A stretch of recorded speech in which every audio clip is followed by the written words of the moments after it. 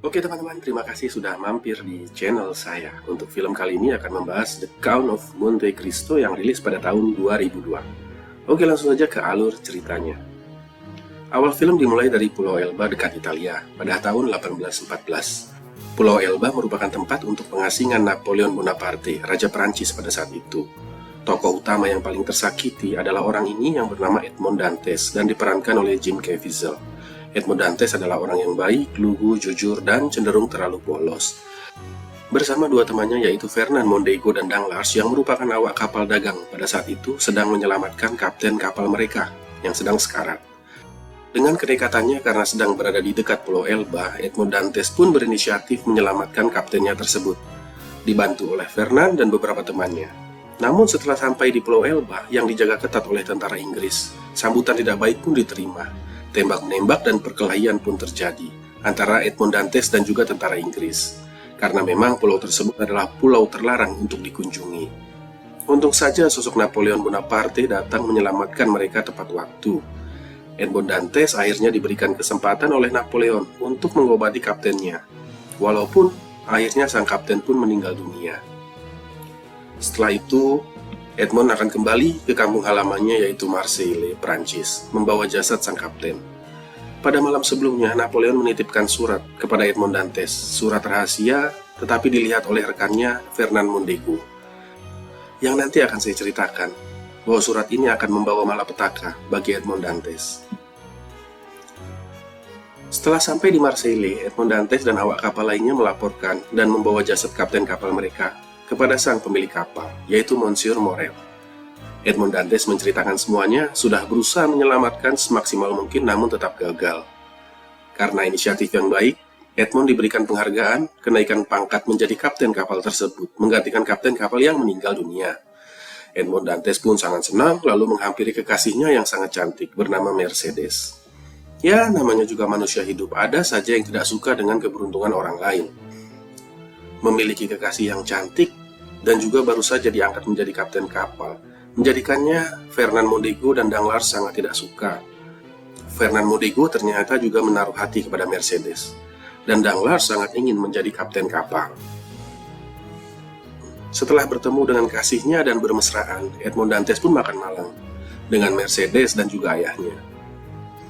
Tak disangka, tak diduga, Edmond Dantes ditangkap polisi dan dibawa ke tempat jaksa Villefort. Apa yang membuat Edmond Dantes ditangkap polisi? Ya, tentu saja surat yang dititipkan oleh Napoleon Bonaparte kepada Edmond lah yang menjadi penyebabnya. Edmond Dantes lalu dipanggil oleh jaksa Villefort tentang surat tersebut. Namun, tidak lama setelah diinterogasi, Edmond pun dilepaskan. Sebelum dilepaskan, Villefort menanyakan kepada siapa surat ini ditujukan, Edmond. Dengan polosnya, Edmond Dantes mengatakan untuk Monsieur Clarion. Alih-alih dilepaskan setelah mendengar nama Monsieur Clarion, Edmond Dantes malah dimasukkan ke kereta kuda dan akan dibawa ke penjara. Edmond Dantes sempat bisa melarikan diri ke rumah temannya yaitu Fernand Mondego untuk meminta pertolongan. Namun di sini, Fernand Mondego yang merupakan teman Dantes sejak kecil mengkhianatinya dan malah memanggil petugas keamanan untuk membawa Edmond Dantes kembali ke penjara. Fernand mengatakan bahwa dia melihat Napoleon memberikan surat kepada Edmond Dantes dan Fernand melaporkan kepada jaksa Villefort.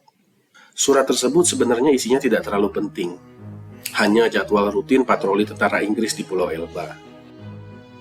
Tetapi begitu mendengar penerimanya adalah Monsieur Clarion, jaksa Villefort pun murka dan langsung memasukkan Dantes ke penjara. Karena Monsieur Clarion ternyata adalah ayah dari jaksa Villefort. Di masa itu Napoleon Bonaparte adalah penjahat perang yang sedang diasingkan, dan semua pengikutnya ditangkap. Villefort adalah jaksa yang anti-Napoleon, sedangkan ayahnya sendiri adalah loyalis dari Napoleon. Maka Villefort berusaha untuk menyelamatkan dirinya sendiri. Sangat akan berbahaya jika ada yang tahu bahwa ayah Villefort adalah loyalis Napoleon. Maka Dantes dikorbankan supaya berita tersebut tidak menyebar kemana-mana. Sampailah Dantes di penjara Chateau d'If yang berada di tengah lautan.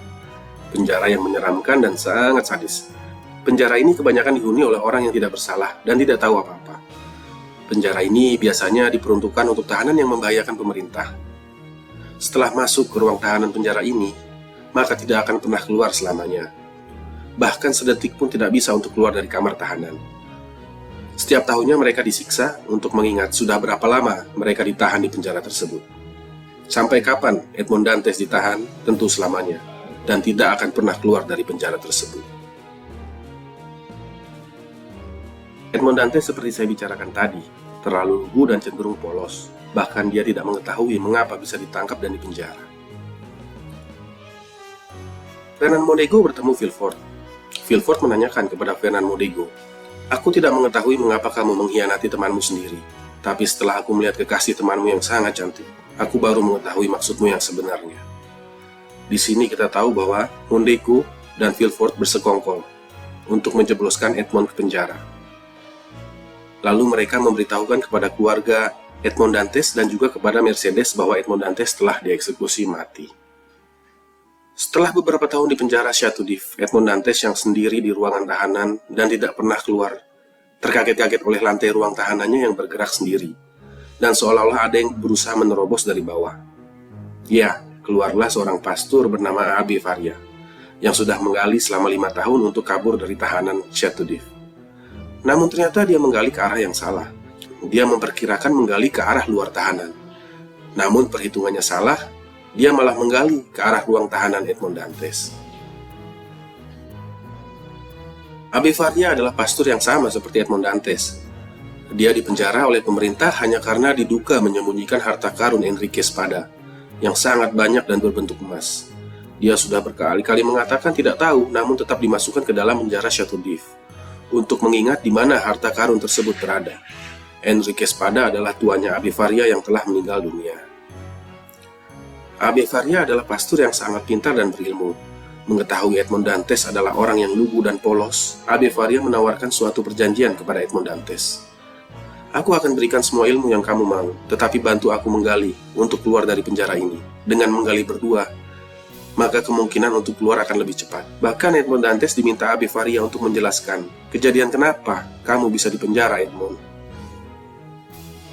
Edmond yang belum mengerti diminta pastor Abbé Faria untuk terus berpikir kenapa dia bisa dipenjara. Sampai akhirnya dia tahu bahwa Fernand Mondego melihat ketika Napoleon memberikan surat kepadanya. Lalu menceritakan kepada temannya satu lagi, yaitu Danglars.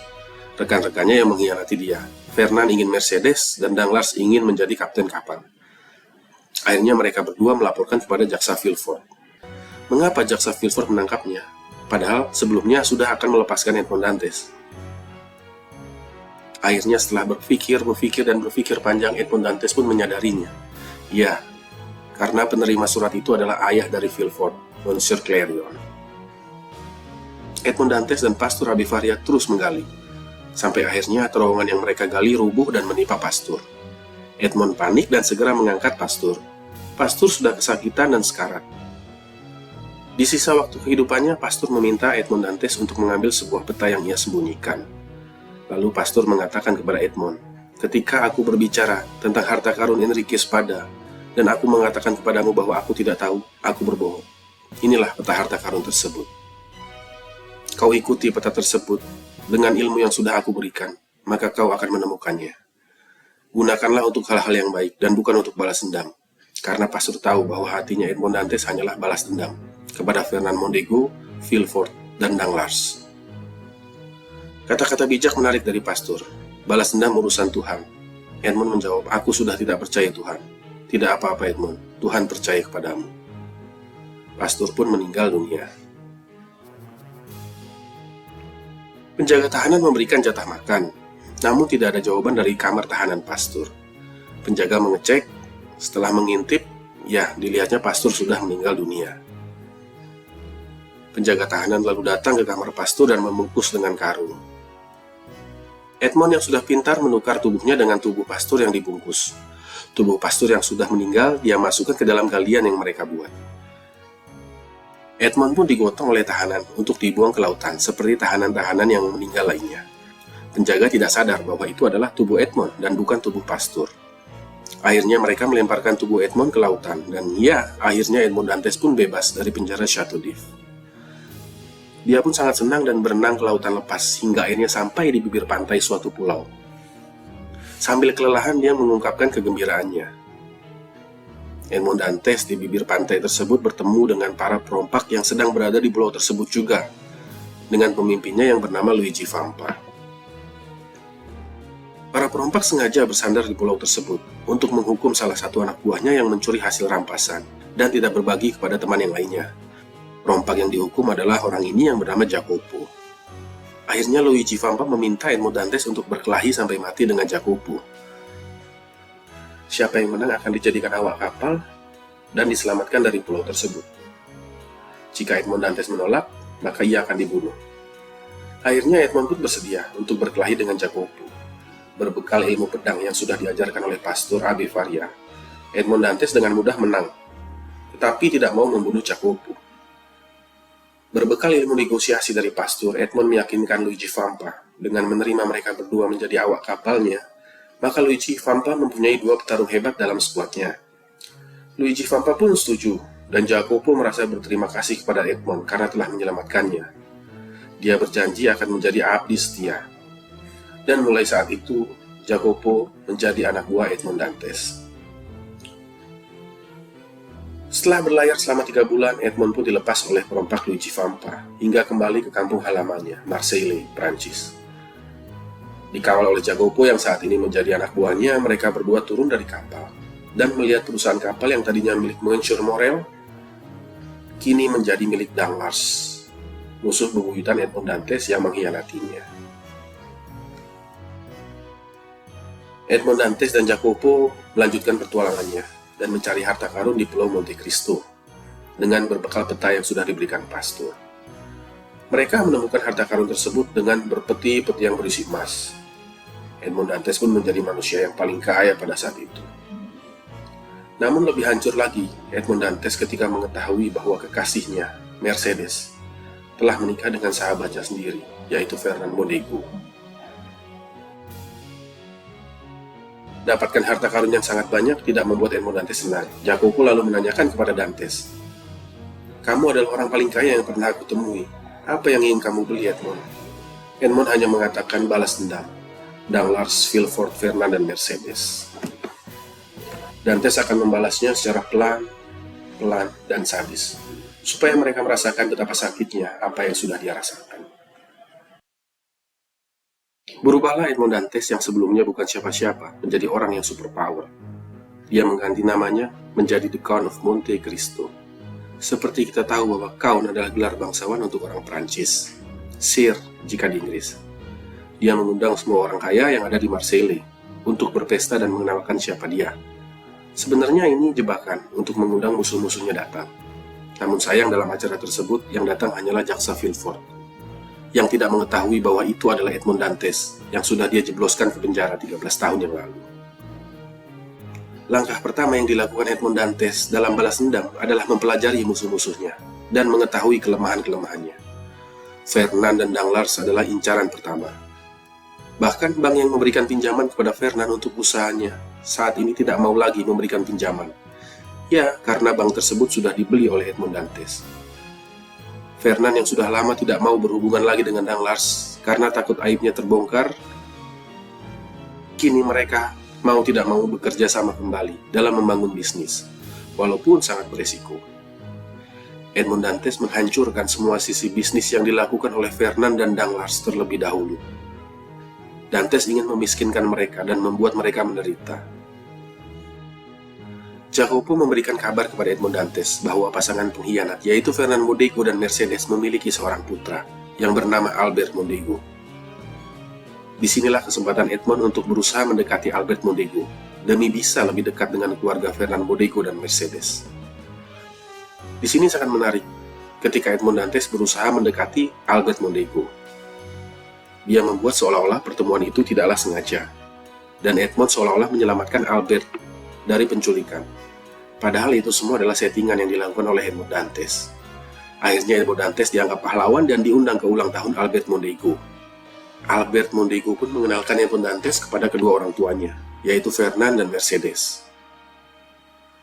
Inilah saat yang ditunggu-tunggu oleh Edmond Dantes.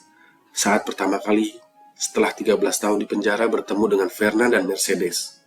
Tidak ada yang menyadarinya, hanya Mercedes yang sedikit mengingat. Sepertinya ini adalah mantan kekasihnya pada saat itu.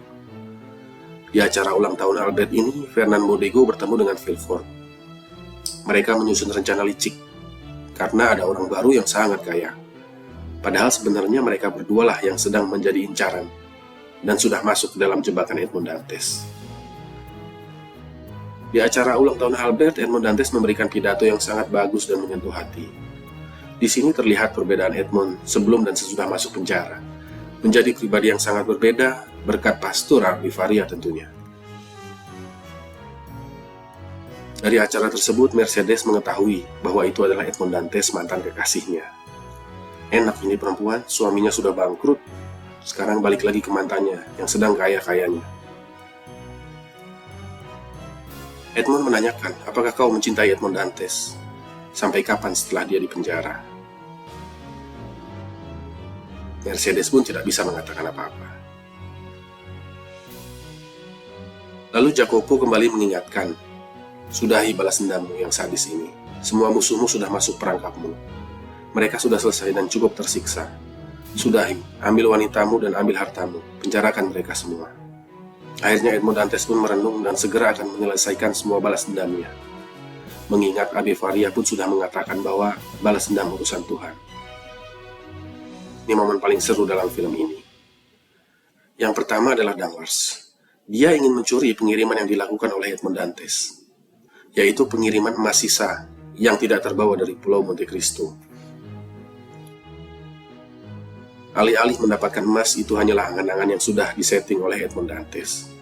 Danglars pun digerebek oleh polisi dan Edmond Dantes. Di situ dia baru mengetahui bahwa The Count of Monte Cristo adalah Edmond Dantes, sahabatnya yang dia khianati. Selanjutnya jaksa Villefort. Di sebuah ruang sauna yang panas, Edmond Dantes menekan Villefort untuk membocorkan semuanya. Lalu di sini terungkap bahwa Villefort menyuruh Fernand Mondego untuk membunuh ayahnya sendiri, Monsieur Clerion, yang tadi adalah loyalis Napoleon Bonaparte. Villefort mengakui semuanya dan juga termasuk menjebloskan Edmond Dantes ke dalam penjara. Edmond Dantes menjebaknya dengan membawa polisi. Atas pengakuannya, Villefort dimasukkan ke kereta kuda untuk dibawa ke penjara. Persis seperti Edmond Dantes dimasukkan ke dalam penjara di awal film. Villefort pun dibawa ke penjara. Mercedes mendatangi Edmond Dantes meminta maaf karena dia mengira Edmond Dantes sudah meninggal dan tidak ada kabar lagi. Lalu dia dengan terpaksa menikahi Fernand Mondego. Mercedes ingin kembali ke Edmond Dantes dan Edmond Dantes akhirnya menerimanya. Kalau saya sudah pasti tidak akan menerimanya. Tapi berbeda dengan Edmond Dantes, walau sudah berubah, tetap hatinya adalah orang yang baik. Lanjut ke Fernand Mondego. Teman-temannya yang lain sudah ditangkap, dan kini dia bangkrut. Ditambah lagi istrinya Mercedes mengajukan cerai. Hancurlah hidupnya. Dia berkuda menuju ke tempat Danglars menaruh peti emas hasil curian dari kapal Dantes. Tapi yang ada di sana hanyalah peti kosong. Edmond Dantes ada di sana. Terbuka jelas semuanya. The Count of Monte Cristo membuka jati dirinya kepada Fernand Mondego bahwa dia adalah Edmond Dantes. Terkejutlah Fernand Mondego. Di sana juga ada Albert, Mercedes, dan juga Jacopo. Di sini akhirnya terungkap bahwa Albert Mondego adalah anak dari Edmond Dantes. Jadi sebelum ditangkap, sebenarnya Mercedes sudah hamil anak Edmond Dantes. Mercedes bingung karena Edmond Dantes menghilang. Akhirnya dengan terpaksa dia mau menikah dengan Fernand Mondego, supaya anak dalam janinnya mempunyai ayah. Perkelahian pun terjadi, Edmond Dantes membunuh Fernand Mondego.